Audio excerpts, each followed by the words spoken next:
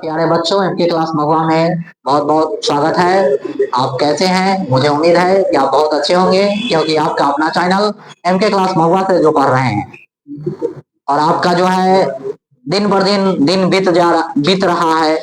समय नजदीक आ रहा है एग्जाम का, और आपके मन में घबराहट उत्पन्न होता होगा कि कैसे एग्जाम देंगे, कैसे क्वेश्चन लिखेंगे, आएगा कि नहीं आएगा। अभी तक कुछ तैयारी नहीं है, लेकिन आप इस सब को टेंशन भूल जाइए और सिर्फ एमके क्लास महुआ से जुड़ जाइए।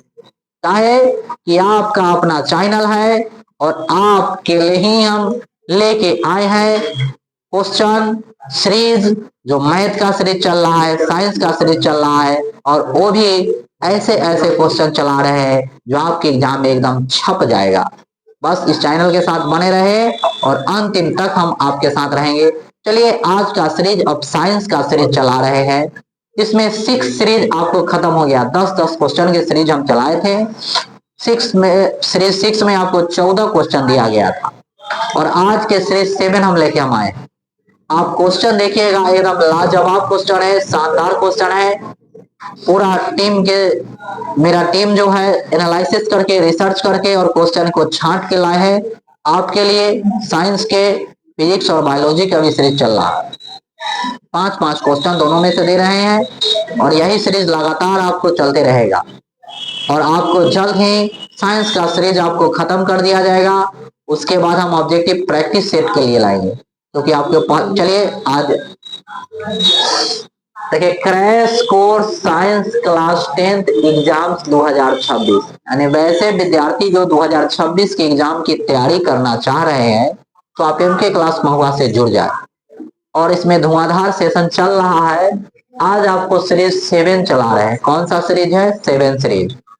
अब देखिए, ऑब्जेक्टिव क्वेश्चंस है। क्या है? ऑब्जेक्टिव क्वेश्चंस है। अब देखिए क्या है ऑब्जेक्टिव क्वेश्चन में। आपको इसी तरीका का सीरीज पहले भी चला है और अभी भी चलेगा। लाइट नहीं बढ़ रहा।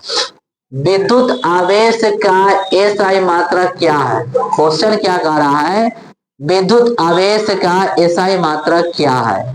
ऐसे ही ठीक है तो देख लीजिएगा, ऐसे ही ठीक है तो रह दीजिए।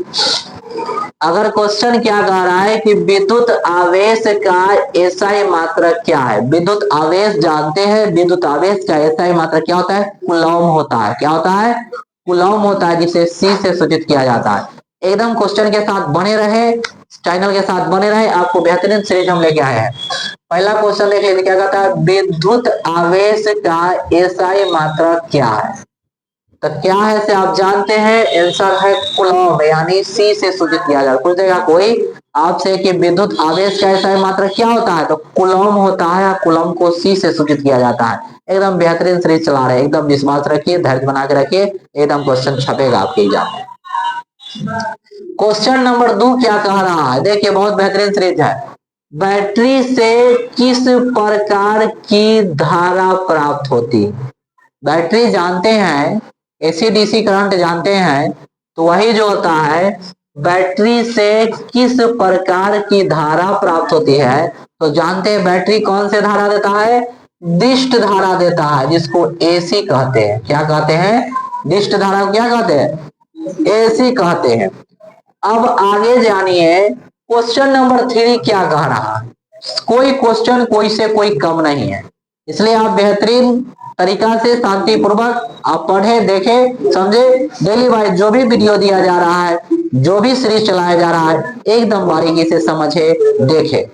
क्वेश्चन नंबर 3 क्या कह रहा है कि विद्युत जनित सिद्धांत आधारित है, यानी विद्युत जनित सिद्धांत जो है किस पर आधारित होता है? तो आप जानते हैं क्या? विद्युत चुंबकीय प्रेरण पर। किस पर आधारित है? विद्युत चुंबकीय प्रेरण पर।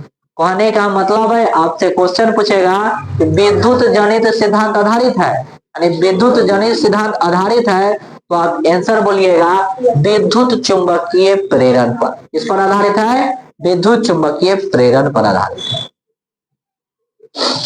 अब आपको क्वेश्चन नंबर 4 हम आपको दे रहे हैं। कितने क्वेश्चन है? क्वेश्चन नंबर 4 बहुत बेहतरीन से चल रहा है। विद्युत फ्यूज जो होता है, विद्युत फ्यूज विद्युत धारा के किस सिद्धांत पर कार्य करता है। जो विद्युत फ्यूज जो है विद्युत धारा के किस सिद्धांत पर कार्य करता है? विद्युत फ्यूज का कार्य क्या है? तो आप जानते हैं ऊष्मीय सिद्धांत पर कार्य करता है। किस पर? ऊष्मीय सिद्धांत का कार्य करता है। आप जानते हैं, हो गया आंसर। आपको क्या रहेगा? ऊष्मीय। क्वेश्चन आपसे क्या पूछा जाएगा कि विद्युत फ्यूज विद्युत धारा के किस सिद्धांत पर कार्य करता है? आंसर हो जाएगा ऊष्मीय। क्या हो जाएगा? ऊष्मीय।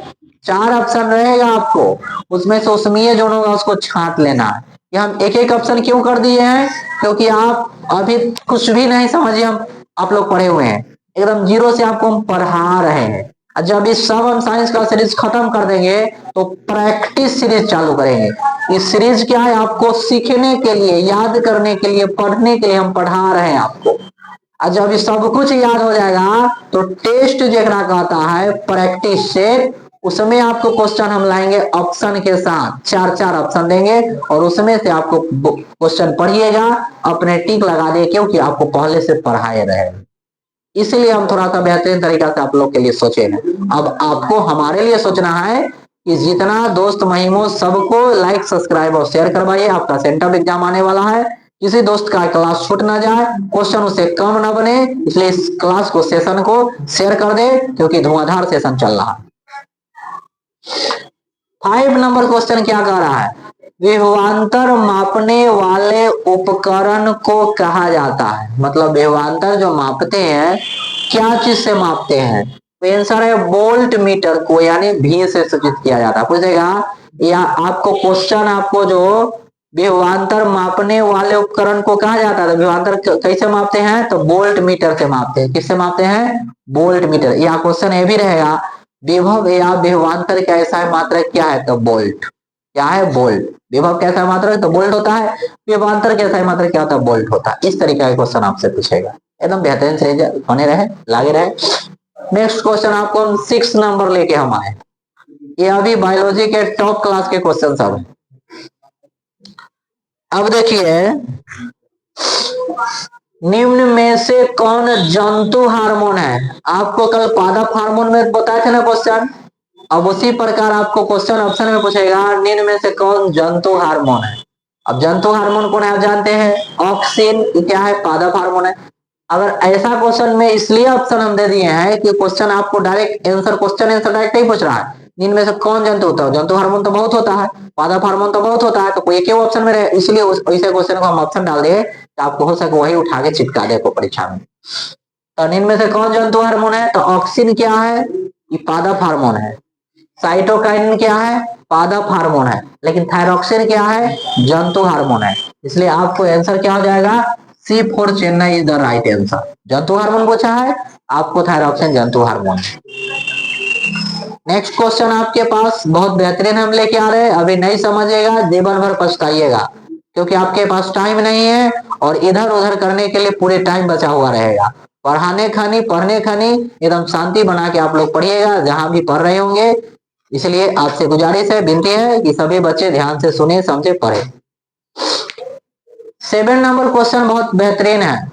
पूछता है फल पकाने वाला हार्मोन है, यानी फल पकाने वाले हार्मोन कौन है? जिसको एथिलीन कहते हैं। क्या है फल पकाने वाले? इथिलीन। इसको फल पकाने वाले हार्मोन या बोलते हैं एथिलीन, क्या है? गैस है, क्योंकि वह फल पकाने का काम करता है। 8 नंबर क्वेश्चन क्या कहता है? पतियों का मुरझाना। पतियां जो होता है, पतिया मतलब वाइफ वाला पतिया ना हो, पत्ती वाला, पत्ता वाला पतिया, ऐसा ना समझ लियो तो सब पतिया वाला।